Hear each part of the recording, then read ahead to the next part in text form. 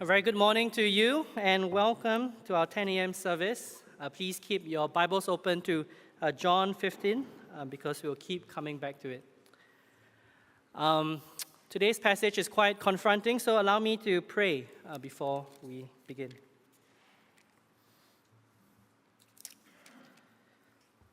Let the words of my mouth and the meditation of my heart be acceptable in your sight, O Lord, my rock and my Redeemer. Amen. It's been 15 years, but I still remember the day when my dad lost his job. The reason, he refused to offer incense to Tai Shen-Ye, the god of wealth. Now, can you imagine the chief finance officer refusing to pray for prosperity and blessings? Now, of course, that didn't sit well with his Chinese bosses. Very soon, he was let go due to differences in management. Well, that was the first time I really felt the cost of following Jesus. I mean, sure, I had my own challenges growing up as a Christian in a secular school, but this, losing your job, well, that felt different. It felt bigger, more real. It had more lasting consequences, and not just for him, but for the rest of the family as well. Well, being a Christian is costly. I wonder if you have ever experienced that for yourself. Here in Sydney, you won't be asked to offer incense to an idol, but you'll certainly be scrutinized for issues like gender and sexuality.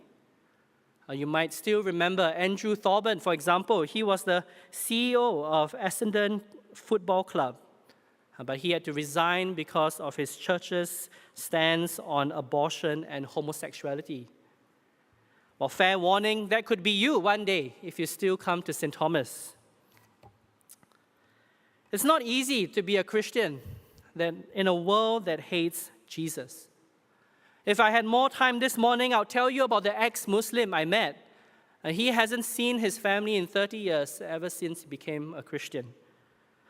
I'll tell you about the Singaporean girl who was threatened by her father with a cleaver for choosing Jesus. I'll tell you about the millions of Christians around the world who did die for their faith. Friends, following Jesus is hard. It hurts. It's costly. So much so that Jesus even thinks it might cause us to lose our faith. Have you ever thought about that? Look at chapter 16, verse 1. I have said all these things to you to keep you from falling away. Without his words, we might actually fall away. That's how hard it is to be a Christian. My aim for us this morning is simple. It's to encourage us to hold on, to press on, to endure, to persevere in following Jesus in a world that hates him. Or to put it simply, to keep us from falling away. Well, it starts this morning with having the right expectations. So, point 1, don't be surprised. The world hates us because it hates Jesus. Don't be surprised. The world hates us because it hates Jesus. Look with me at verse 18. If the world hates you, know that it has hated me before it hated you. If you were of the world would love you as its own. But because you are not of the world, but I chose you out of the world, therefore the world hates you. Jesus doesn't mince his words here. The world hates you. Not the world disagrees with you, not the world is skeptical of you, not even the world is dismissive of you. No, Jesus is crystal clear. The world hates you. You and me. I wonder how that makes you feel. I think nowadays we tend to use the word hate a bit casually. I hate waking up early, for example, or I hate pineapple on pizza. But here's how the dictionary defines it. Right? To hate is to feel extreme enmity and active hostility towards something. Now, unless you feel a deep, burning animosity towards pineapple pizza, unless you throw away every slice you see into the fire, then you probably don't hate it. You're probably just disgusted by it. But that said, if you are the kind of person who is committed to throwing every pineapple pizza into the fire, I take that back. You hate pineapple pizza.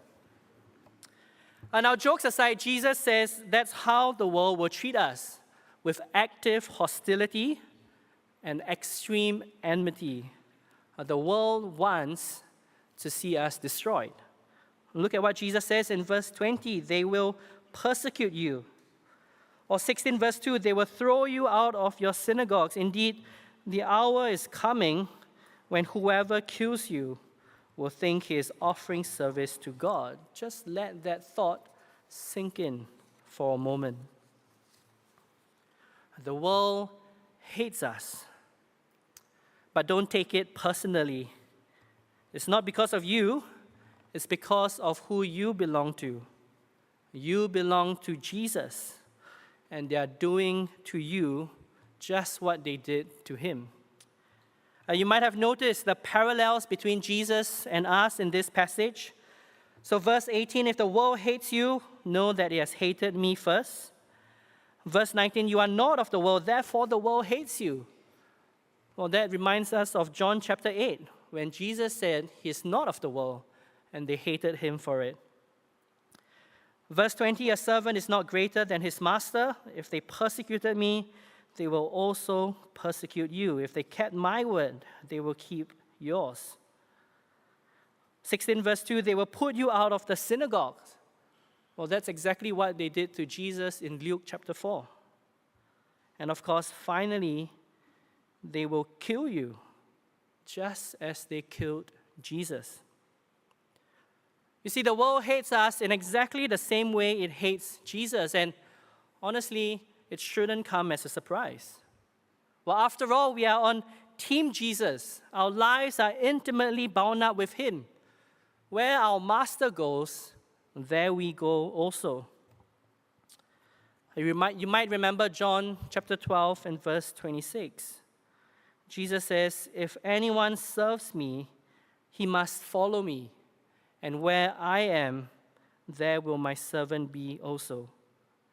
Or Peter in his letter of 1 Peter, for to this you have been called, because Christ also suffered for you, leaving you as an example so that you might follow in his footsteps. Since the world rejected Jesus, so too it will reject all who follow him.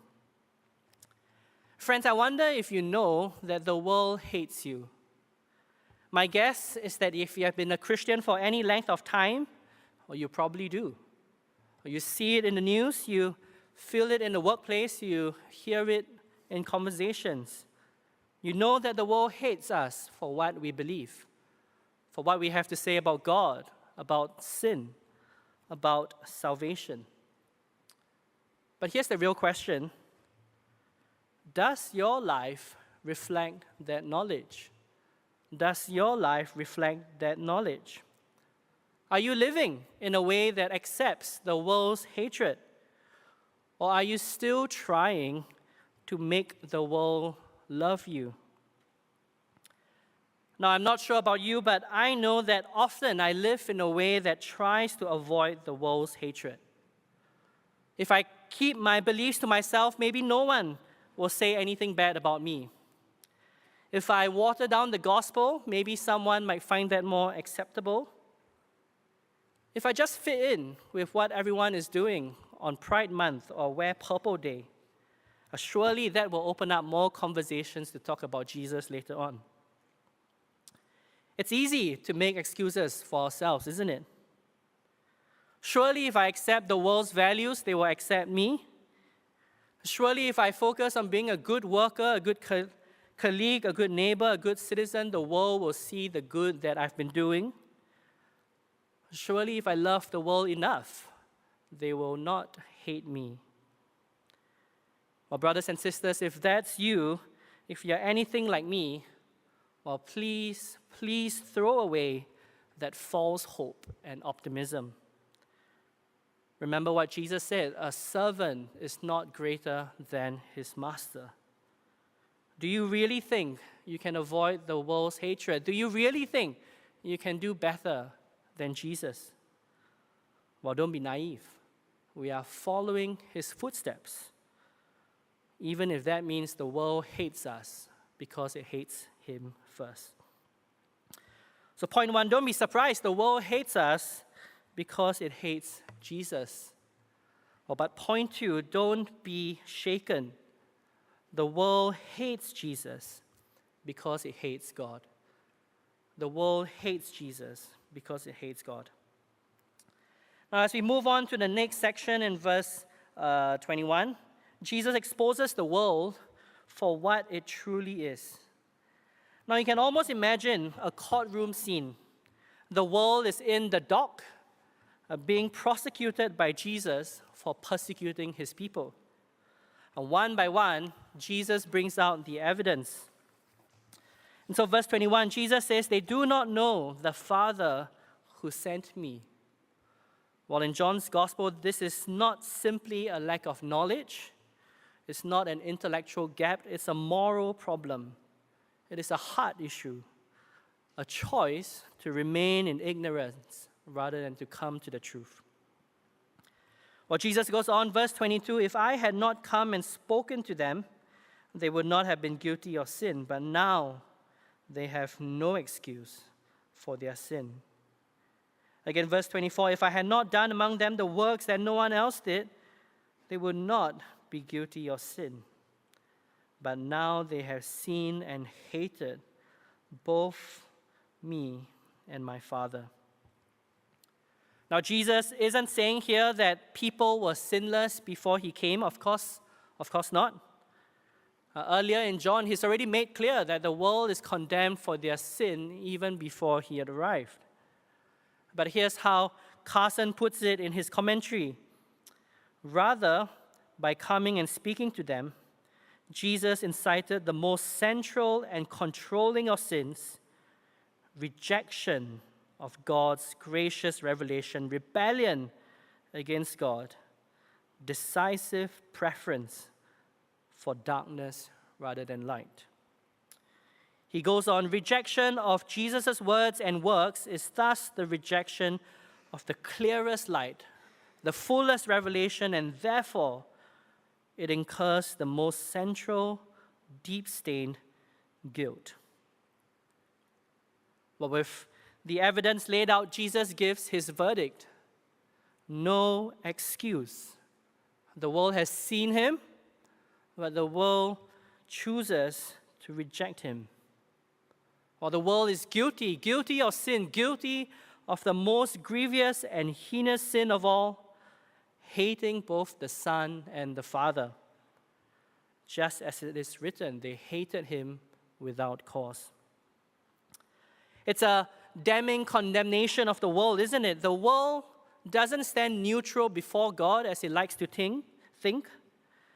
No, the world stands in open rebellion against their Creator. It loves the darkness rather than the light because its deeds are evil. The world is guilty of rejecting Jesus without any cause. And actually, I think this judgment that Jesus gives, it should be an encouragement to us. It should be an encouragement to us, especially when we face hatred or persecution. After all, it's an encouragement to know that those who hate you have been and will be judged.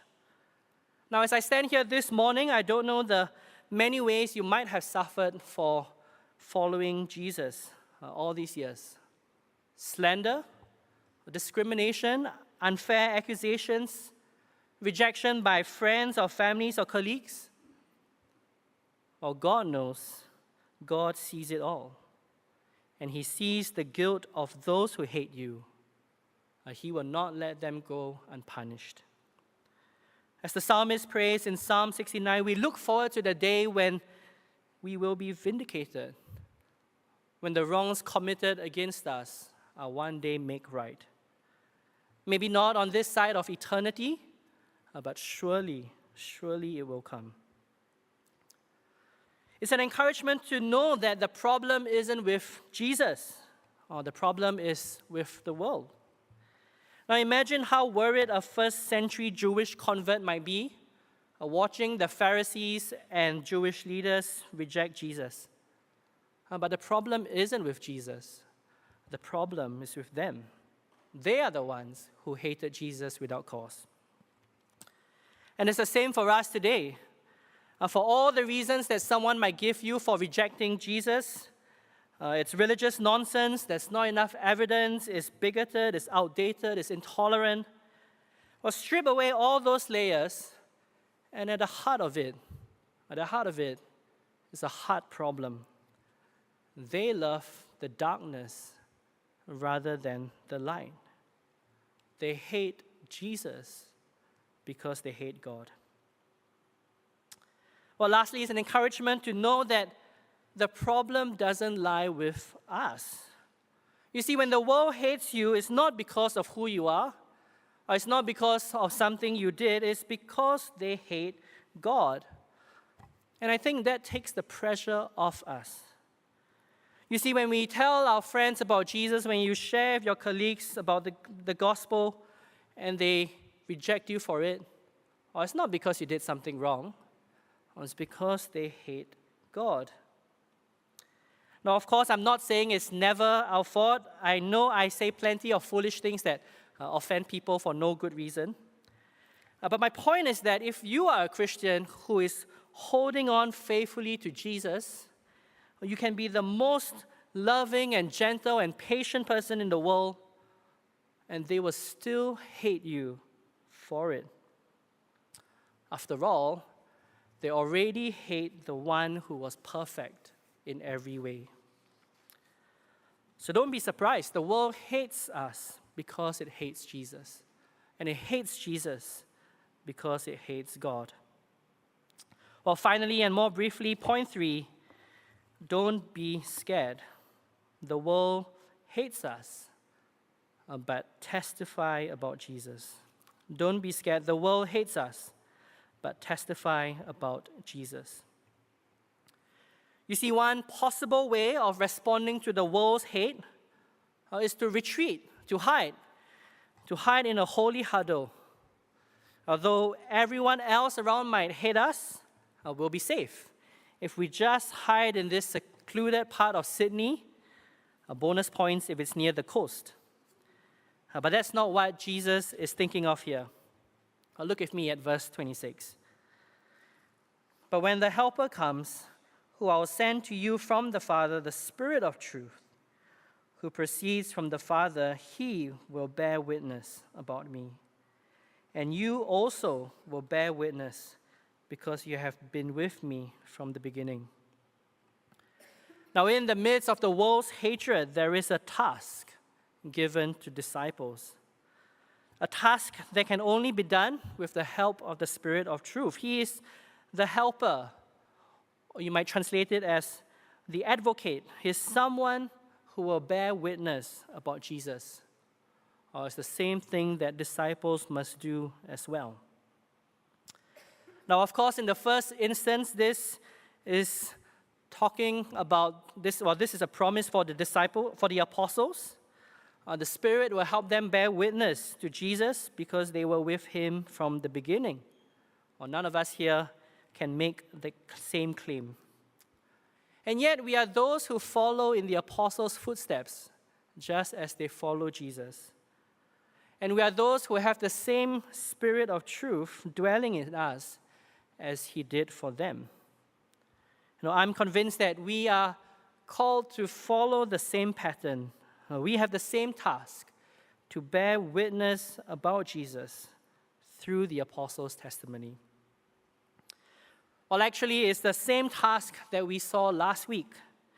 You might remember that Kuek last week helpfully showed us that a fruitful Christian is one who loves sacrificially and points others to Jesus.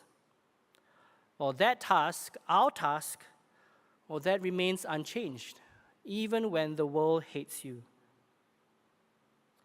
Well, there's more to say about how the Spirit will help us as we testify, but, well, that's the job for next week. Come back next week for part 2.